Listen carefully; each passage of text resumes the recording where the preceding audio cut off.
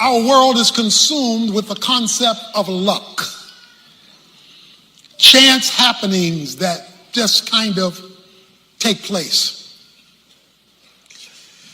People will regularly say, boy, you sure are lucky. Or the opposite, something is bad luck. But the book of Esther says that there is no such thing as luck. There is providence. God causing or allowing things and events to work toward his purposes. Esther has been promoted to be queen. Mordecai has told her that Haman wants to kill all of the Jews. And it's now time for you to go to your husband, King Ahasuerus, and tell him Haman's plot against the Jews. Esther has said, I can't do that. It's too risky.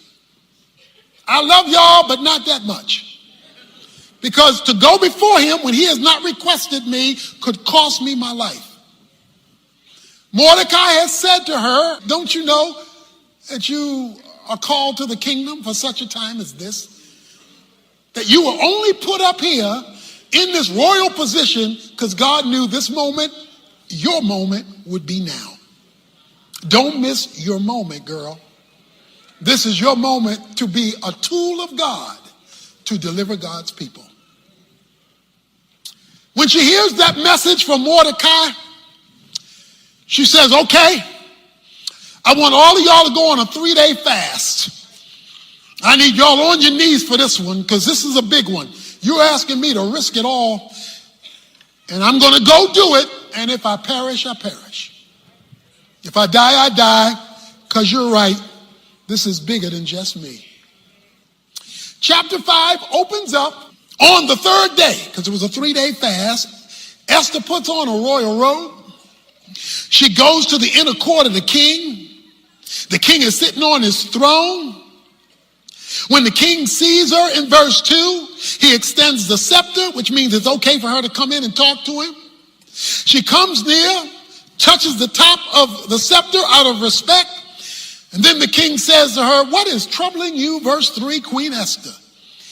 And what is your request? Even to half of the kingdom it will be given you. Just tell me what you want. Esther says in verse 4, if it pleases the king, may the king and Haman, who is out to kill the Jews, come this day to the banquet that I have prepared for him. I'm going to tell you around dinner. I'm going to fix your favorite food. We're going to lay it out, and I want you to bring Haman, and I'm going to tell you then what's going on around dinner. You will never get to see God's providence at work in your circumstances until and unless God sees you move in accordance with his will. The reason she prays first is because she needs to know how to approach this dangerous situation. She needs some divine insight in a difficult problem. So she goes to God in fasting. And this was a life and death issue. So she needed her antenna raised to hear what God had to say about this situation. The second thing he needs you to do is take a step of faith. But she couldn't just say, I'm a fast, I'm a pray, and I'm going to wait on God. No. She was instructed to go before the king. She had to take a step of faith. So she trusts God. She believes God. She prays to God. And then she makes a risky step because there are no guarantees in advance. What does she get in return? Well, so far, what she gets is a plan. The plan is, I'm going to take my husband to dinner and I'm going to tell him to invite my enemy, Haman. In other words, I'm going to get Haman on home court advantage. I got to get Haman on my territory. She says, okay, it's a banquet. It's a dinner.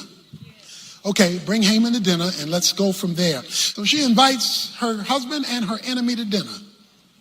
Guess who's coming to dinner? So, the banquet is prepared. And they drank their wine, verse 6, at the banquet. So this is a big dinner party for her husband. And the king said to Esther, what is your petition? Okay, you brought me here to dinner. You done fed me good. What do you want? For it shall be granted to you. And I mean, I'm going to do it big, because whatever your request, even the half of the kingdom, it will be done. I'm going to take care of you. What did you make this dinner for? Ooh, it's getting tricky now. Verse 7. So Esther replied, my petition and my request is.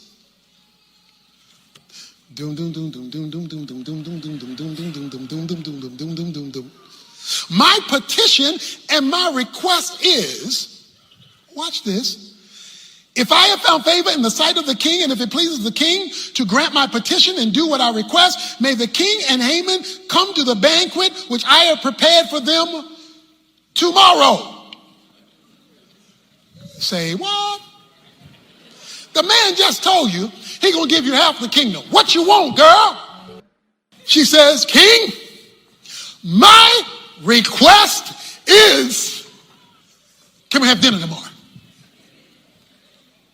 Wait a minute. She made the dinner to make her request to save the people from the genocide of Haman. She's got them both sitting there. Dinner is fine. They've been doing their drinking.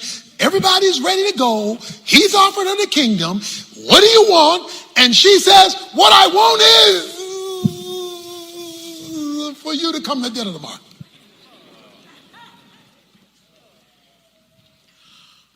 Something happened between verse 6 and 8 to cause her to change her mind about making her petition. She changes her mind because she doesn't even finish the sentence. She just jumps to, let's do this again tomorrow. So I know your question is, what changed her mind? She pauses and says, come back tomorrow. Something is happening here. Well, Haman is now smelling himself. Because Haman went out, verse 9, glad and pleased of heart. He's saying, whoa. He says, boy, I was invited to eat with the king and his wife. Boy, I'm really rising on the ladder here. The problem is when he goes out, he runs into Mordecai. Verse 9, and Mordecai would not stand up, not respect him. The man is out to kill him. Mordecai's not going to stand up. Haman was filled with anger against Mordecai.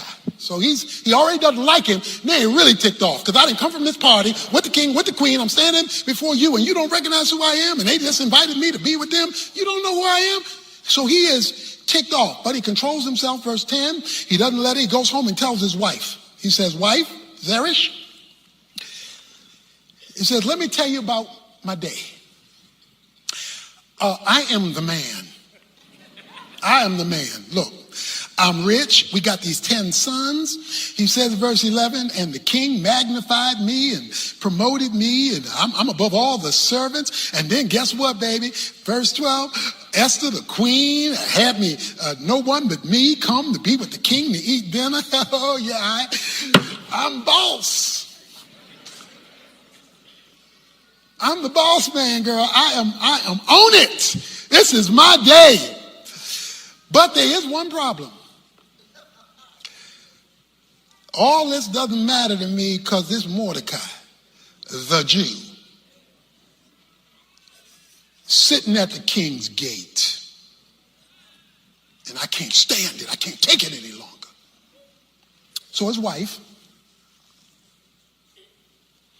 says, look, we got to get rid of Mordecai. You build the gallows and we're going to kill him tomorrow.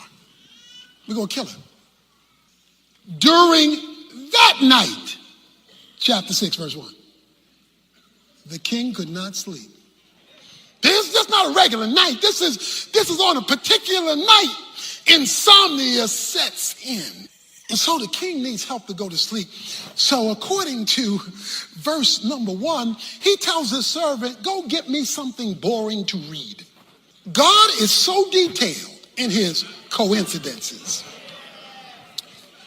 He leads the servants to the right book, and he makes them read the right page.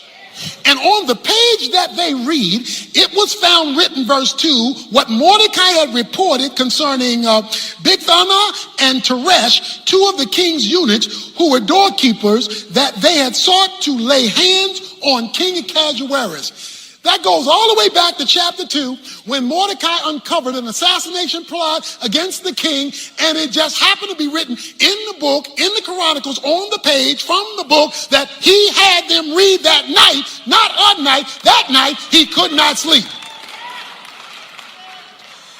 Okay, I know it's just luck. I know it's just chance. I know it's just something that just kind of happened. I got that. So he's reading the book because of his insomnia. And it just happens that when they hit Mordecai, king said, whoa. You've been reading all these names and all these events, but this guy Mordecai, he saved my life, right? Yeah, king.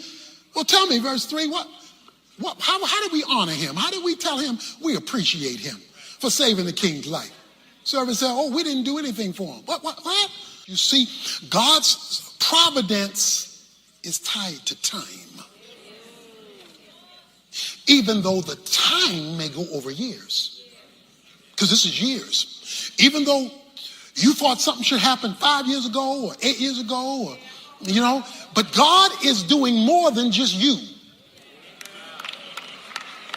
He's doing a series of things at the same time because his kingdom is bigger than just you. You are not the kingdom. You are a representative in the kingdom to be used by the kingdom for the kingdom, but you're not the only one in the kingdom. And so timing becomes everything. And so now we find ourselves when on the day, because night is now past, on the day Mordecai is supposed to die, he's reading a book with Mordecai's name in it, just because he can't sleep on that night. Okay, watch this. The king asks in verse 4, I hear somebody outside. Who's outside in the court? It's early in the morning. Who would be up this early out there? Who's there? Who's in the court? He asks in verse 4. Now Haman had just entered the outer court of the king's palace in order to speak to the king about hanging Mordecai on the gallows which he had prepared for him. King's servant say in verse 5, King, behold, Haman is standing at the door. Let him come in. Tell Haman come in. He my number 2 guy. Let him come in. So Haman came in, and the king said to him, what is to be done for the man who the king desires to honor?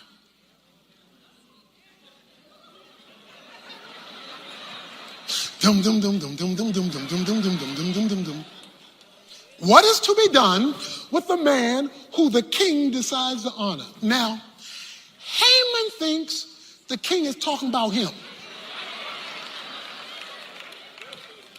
Haman thinks the king is talking about him. He's number 2.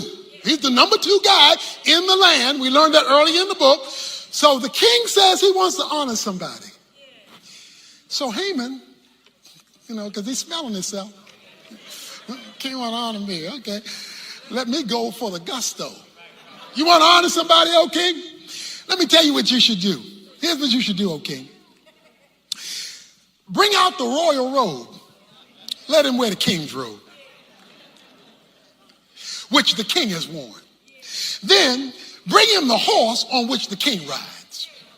Then put a royal crown even on the horse.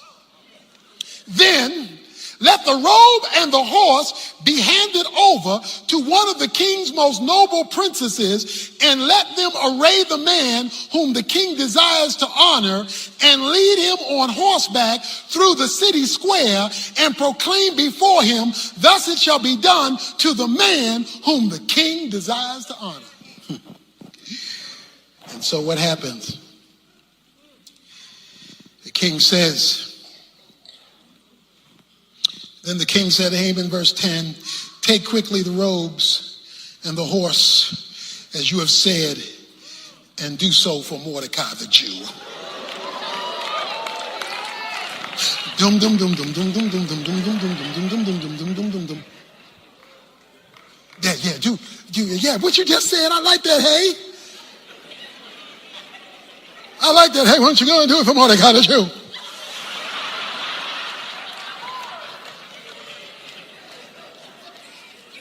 My Bernie Mac invitation. Just go ahead and do it for Mordecai the Jew.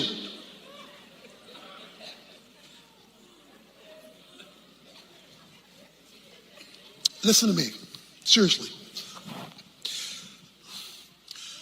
God is the God of intersections.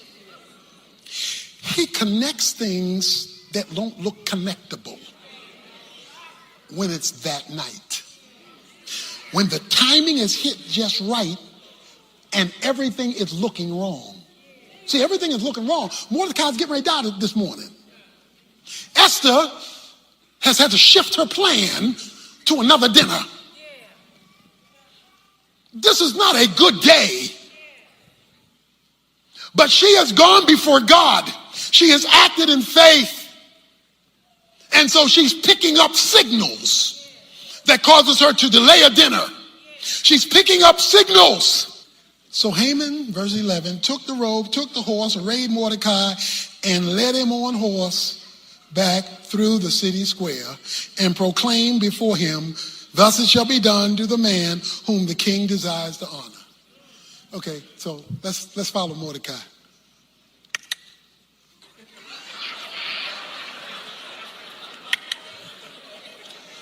There's a man the king want to honor.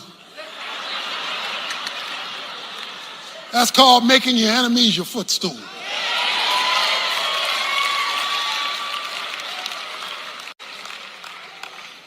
Then Mordecai returned to the king's gate, but Haman hurried home mourning with his head covered.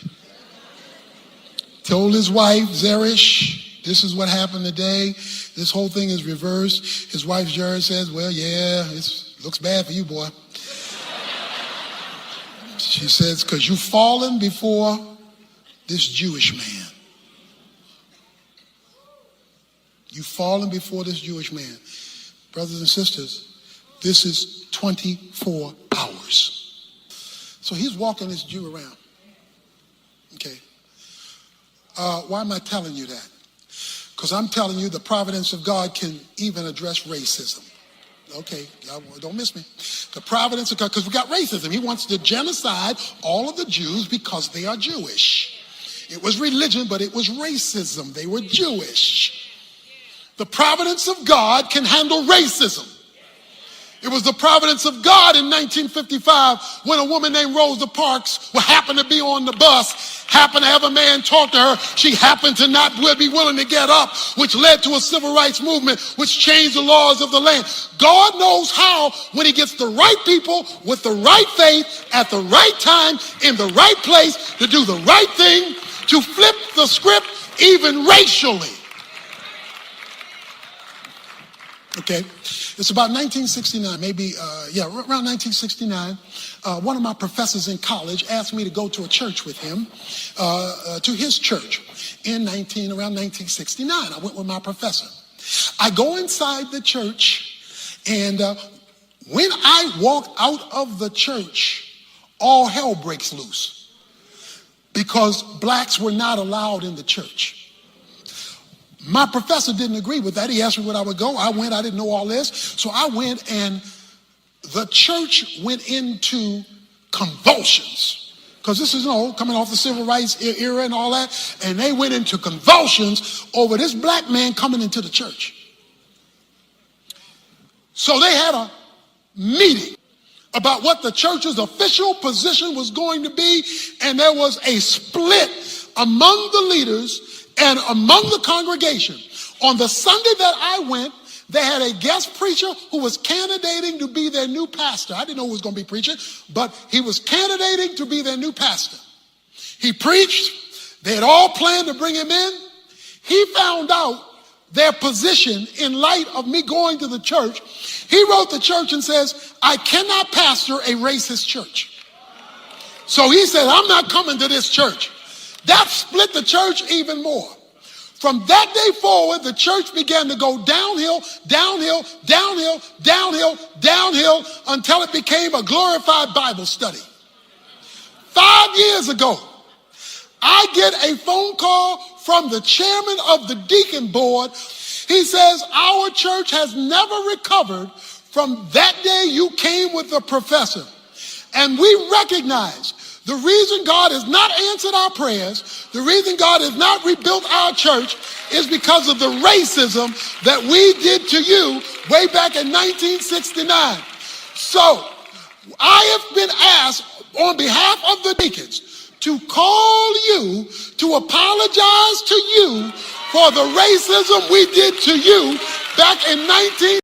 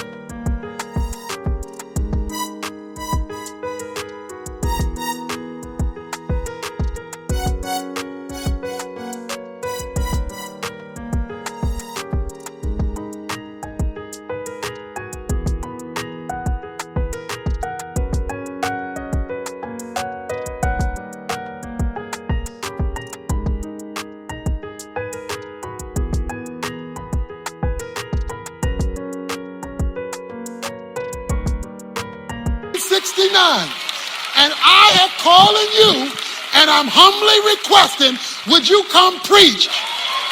Because God knows the right time to turn.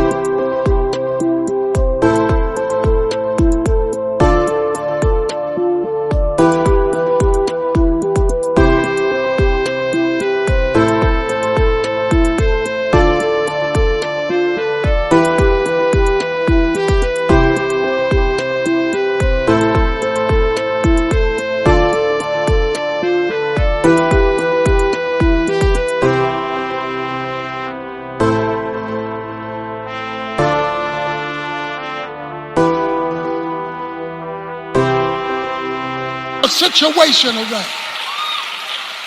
I'm trying to tell you.